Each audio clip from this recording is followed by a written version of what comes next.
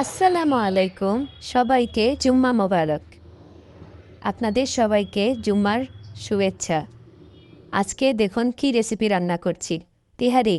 প্রথমে পেঁয়াজটা লাল করে নিলাম, তারপরে আদা রসুন দিলাম, তারপরে লবণ দিলাম, তারপরে তেহারি মশলা দিয়ে দিলাম এবং মরিচের গুঁড়া দিলাম। ভালো করে কষিয়ে মাংসটাকে দিয়ে দিলাম। মাংসটাকে ভালো করে কষিয়ে সিদ্ধ করে এর মধ্যে আলু দিয়ে দিলাম। আলু দিয়ে আলুটাকে সিদ্ধ করে ভালো করে কষিয়ে ঘরোয়া স্টাইলে তেহারি রান্না করলাম। এখন দিয়ে দিলাম চাল। চালটাকে ভালো করে কষিয়ে তারপরে এখানে গরম পানি দিয়ে দিব। গরম পানি দিয়ে ভালো করে চালটাকে ফুটিয়ে নিব এবং গুঁড়া দুধ দিয়ে দিলাম। সবার লাস্ট কাঁচামরিচ দিয়ে দিলাম।